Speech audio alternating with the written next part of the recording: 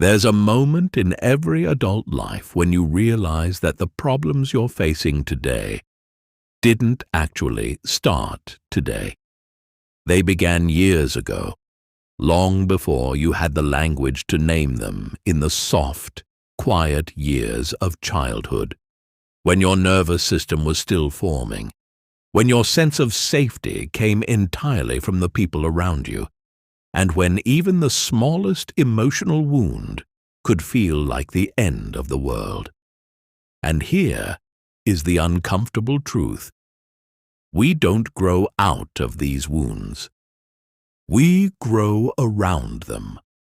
The child who never felt truly seen becomes the adult who over-explains everything, desperately hoping someone will finally understand them.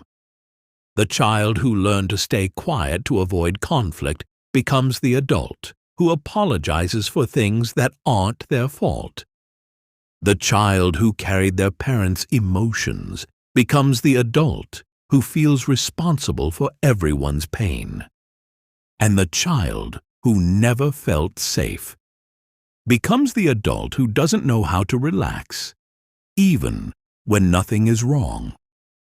These patterns don't show up suddenly.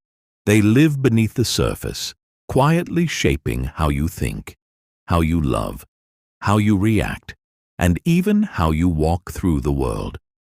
Most people call it personality. Jung would call it adaptation, a strategy, a way your young nervous system learned to survive in an environment that felt unpredictable, overwhelming, or emotionally confusing. But here's the thing. What once protected you eventually starts limiting you. Maybe you recognize it in the way you choose partners who feel strangely familiar. People who repeat the same emotional patterns you grew up with. Maybe you feel it in the way you shut down when someone raises their voice, even if they're not angry at you. Or in the way you cling to relationships that hurt you, simply because the chaos feels like home. Childhood doesn't just shape who you are. It shapes what you tolerate, what you chase, what you fear, and what you believe you deserve. And most of this happens without your awareness. You wake up at 25, 35, 45, or even 60, and wonder why you feel anxious in relationships, why you overthink every decision, why you crave reassurance, why you sabotage yourself, or why you keep choosing the same type of partner again and again. But the real reason is often buried in the past, in moments so small that your adult mind barely remembers them, but your inner child never forgot. Because the body remembers. The nervous system remembers. Your patterns remember. And the hardest part? These wounds often show up as behavior you can't immediately link to the past. People-pleasing, perfectionism, emotional numbness, hyper-independence, jealousy, avoidance, abandonment, fears. They are not random. They are stories written into your emotional blueprint before you even understood what a story was. In fact, many adults don't realize they're living from childhood wounds because the behavior feels so normal. It feels like just who I am. But the truth is, it's who you became in order to survive. And surviving is not the same as living.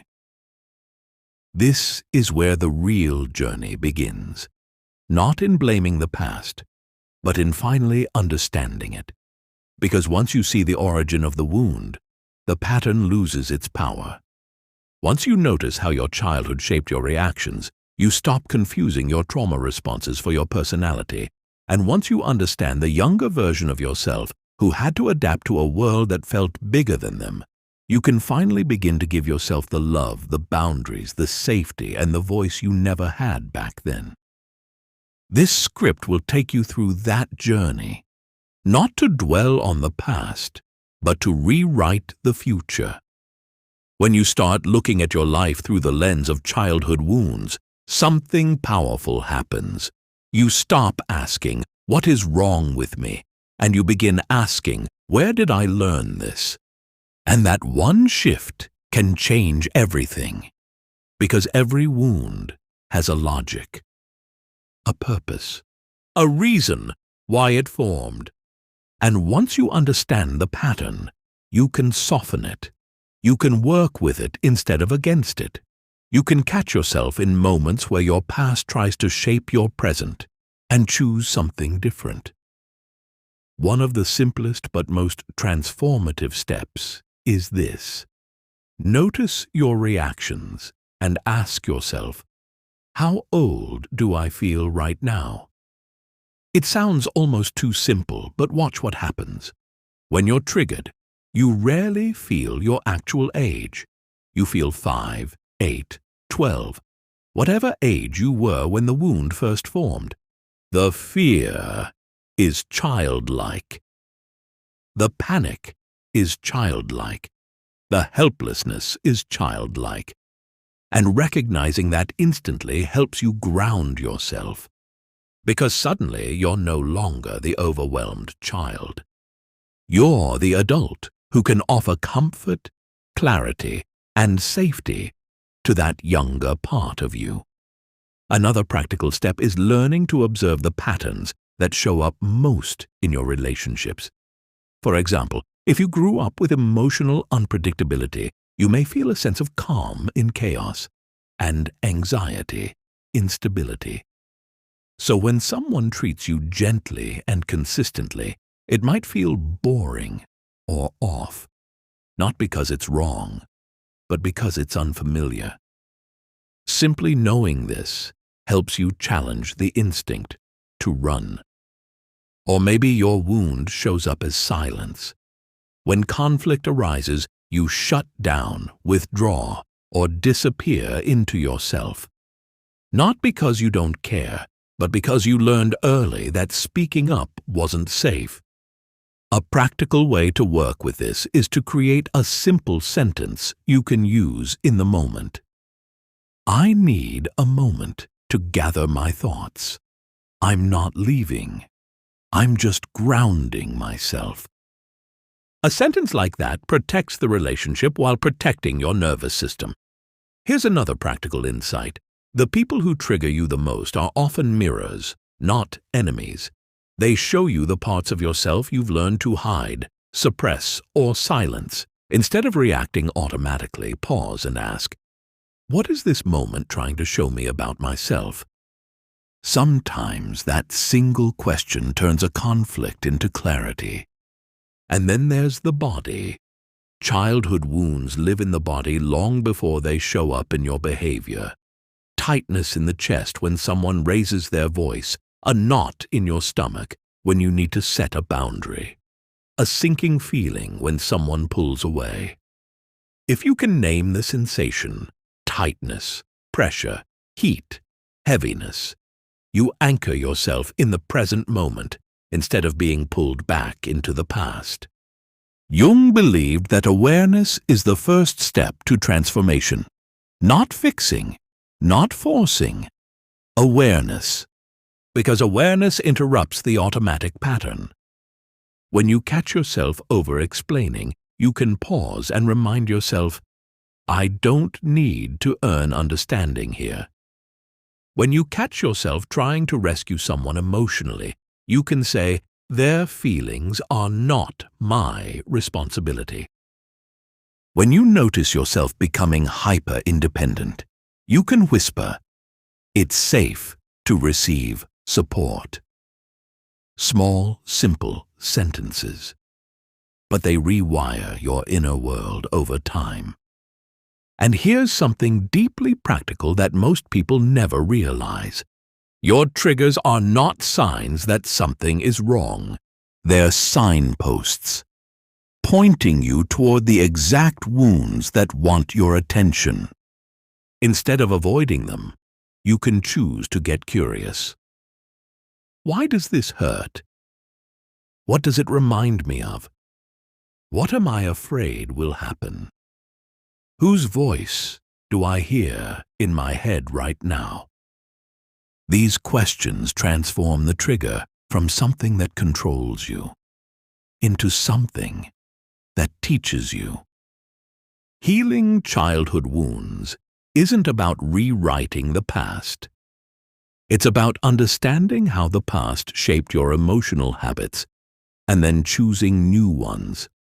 Not all at once, not perfectly, but slowly, consistently, in small moments where you pause long enough to choose differently than you did before. And every single time you choose differently, you're not just healing yourself. You're reparenting the younger you who never had that choice. As you begin to understand your own patterns, it becomes easier to see that childhood wounds don't all look the same. They take different shapes, different tones, and different strategies. But no matter how they appear in adulthood, they almost always come from the same emotional roots. Some people carry the wound of not feeling enough. Others carry the wound of being too much. Some learn that love is something you earn. Others learn that love is something you chase but never fully receive.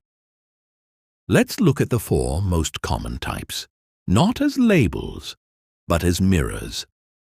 Mirrors that help you understand why you react the way you do, why certain situations cut deep, and why some patterns repeat themselves even when you want something different. One of the most painful and most common wounds is the abandonment wound.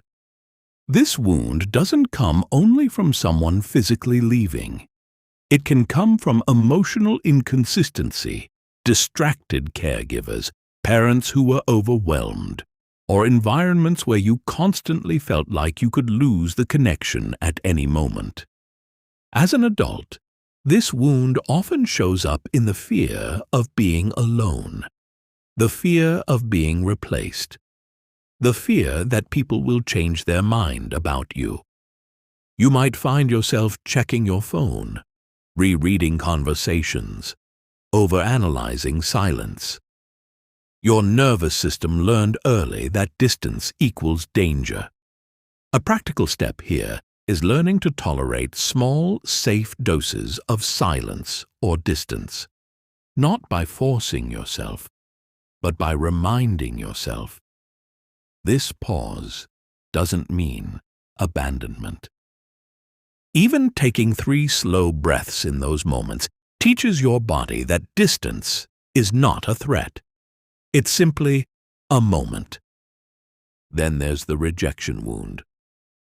This one forms when a child feels unwanted, criticized, compared, or judged.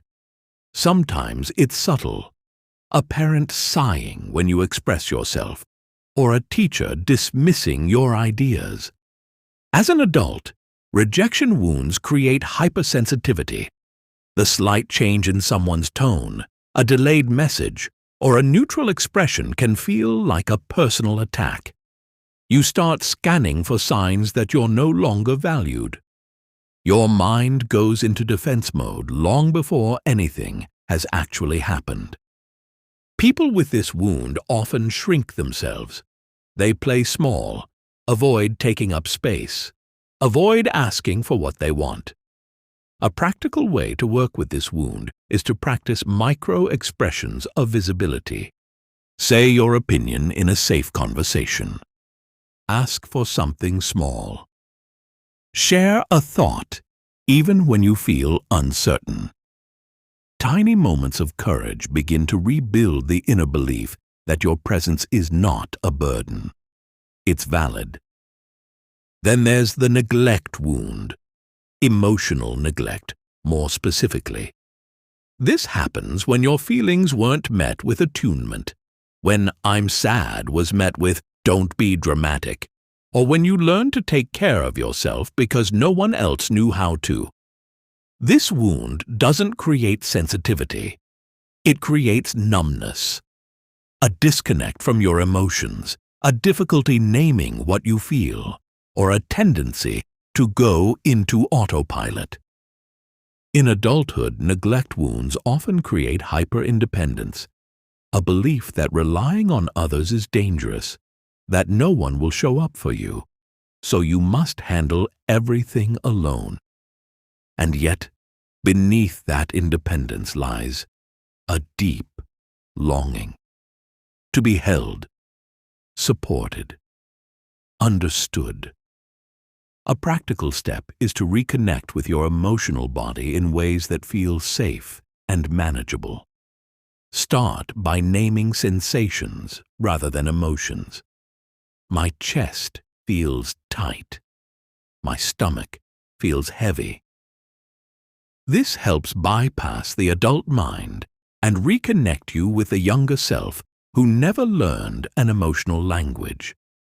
And finally, there is the wound of unworthiness, a wound that forms when you grow up with criticism, unrealistic expectations, or environments where love was conditional on success, obedience, or performance.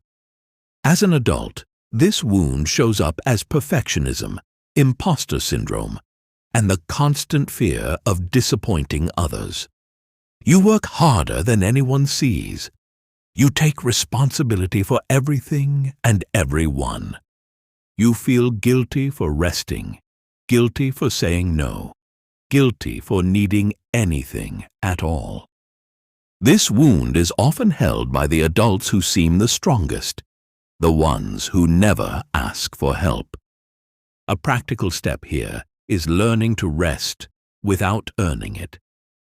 Not as a reward, but as a right. Even 5 minutes of intentional rest teaches your nervous system that your worth is not tied to productivity. All these wounds may look different on the surface, but deep down they come from the same place. A child trying to secure love, safety, and belonging in the only way they knew how. Your behaviors today are not failures. They're adaptations, the best strategies you had with the emotional resources you had at the time. And when you begin to see your patterns through this lens, self-blame softens, shame loosens. You begin to understand that your struggles are not personality flaws. They are echoes. Echoes of moments where you didn't receive what you needed, or where you had to become older than your age just to survive emotionally. And those echoes can be healed. Not by going back in time, but by meeting yourself now in the way you always needed back then, with softness, honesty, patience, and compassion. Childhood wounds don't stay in childhood. They grow with you. They become the invisible script that guides how you move through relationships, how you communicate, how you handle conflict, and even what you believe you deserve. And the hardest part is, you're not aware you're following that script. It just feels like life. Like, this is how I am. When in reality, it's how you learned to be. For many people, the repetition shows up most clearly in relationships. If you grew up with emotional distance, you might feel strangely drawn to partners who keep you at arm's length. If you grew up with unpredictability, you might find yourself in relationships filled with highs and lows, because the chaos feels familiar, even if it hurts. If you grew up caretaking a parent, you might end up in relationships where you do most of the emotional labor, soothing, fixing, explaining, managing. The wound chooses the dynamic, and the dynamic reinforces the wound. It's not because you're weak, naive, or unlucky. It's because the nervous system is wired to choose what feels familiar, not what feels healthy. And familiar doesn't always mean safe. It just means known. That's why we often confuse intensity with connection, anxiety with excitement, or inconsistency with passion. These patterns echo the roles we learned to play early on: the rescuer, the quiet one, the overachiever, the caretaker, the invisible one. But here is the empowering truth. Once you see the pattern, you can interrupt it. One of the most practical steps is noticing the moment you slip into your childhood role. For example, if your instinct is to over-explain whenever someone seems distant, pause and ask, am I trying to connect, or am I trying to calm the fear of being abandoned? That one question shifts you back into the present moment instead of the emotional past. Or if you shut down during conflict, ask, is this about what's happening now, or am I reacting to how conflict felt when I was young? This turns the trigger into insight. If you tend to fall for emotionally unavailable partners, ask yourself, do I feel attracted, or do I feel familiar? That question alone can save you months, even years, of repeating a painful loop. And if you always take on the role of the strong one, the helper, the one who needs nothing, try asking, what part of me learned that having needs wasn't safe? This creates space to meet yourself where your wound lives, not where you pretend to be fine. Another powerful practice is learning to pause before reacting. A simple pause interrupts the automatic script. Your reactions are often the voice of your younger self. Impulsive, protective, scared, instinctive. Your pause is the voice of your adult self. Grounded, aware, capable of choosing differently. That pause might look like taking a breath, naming what you feel, stepping away from your phone before sending that anxious message, telling someone, I need a moment. These micro pauses are not small, they are rewiring. You also begin to recognize that certain behaviors, even the ones that frustrate you, once had a purpose. People-pleasing was a strategy to stay safe. Perfectionism was a way to avoid criticism. Hyper-independence protected you from disappointment.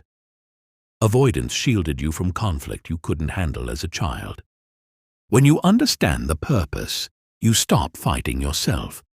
You stop seeing your patterns as failures and start seeing them as survival strategies you've outgrown. And here's something most people never realize. Breaking the pattern doesn't start with doing something big. It starts with doing something small, consistently. Sending one honest message instead of an anxious one. Setting one boundary, even if your voice shakes. Choosing one relationship that feels safe, even if it feels unfamiliar. Allowing one person to support you, even when you want to do everything alone. Naming one feeling that you would normally swallow. Tiny choices, repeated over time, become a completely new way of living. Because healing is not about throwing away the script. It's about writing a new one. One where your past doesn't choose for you. One where your fear doesn't speak louder than your needs. One where you show up as the adult you've become, not the child who had no choice. And in that shift, everything begins to change. Your relationships become calmer. Your self-worth becomes clearer. Your boundaries become kinder. Your confidence becomes real, not performative. Your life stops being a repetition and starts becoming yours. Healing childhood wounds isn't about going back in time and changing what happened. It's about changing the way you relate to yourself now. It's about reparenting, becoming the consistent, grounded, loving presence that your younger self never had, or not often enough. Reparenting doesn't mean blaming your parents. It means offering yourself what your nervous system still longs for: safety, validation, warmth, boundaries, protection, softness. You don't have to know exactly how to do that. You learn it in small, simple moments. Reparenting begins the moment you catch yourself spiraling and gently remind yourself, I'm here. I'm not leaving myself. Because abandonment wounds aren't healed by someone else staying. They're healed by you staying. It continues when you allow yourself to rest without guilt, proving to that overworked, exhausted younger self that worth is not earned through exhaustion. It happens when you speak to yourself kindly after making a mistake, showing the inner child that criticism is not the price of growth. It happens when you set a boundary, even a small one, and your entire body trembles, and yet you hold it anyway. In that moment, you teach your nervous system that protection is possible now, that safety can come from within. Reparenting also means letting yourself feel feelings you once had to suppress. The sadness you swallowed, the anger you weren't allowed to express, the fear you had to hide. Letting these emotions surface now is not regression. It's release. It's giving your younger self the emotional space they never had. And perhaps the most powerful part of reparenting is learning to not abandon yourself when things get hard. When you feel triggered, lonely, disappointed, afraid, instead of numbing, running, overthinking, or chasing people, you pause and turn inward. You ask, what does the younger version of me need right now?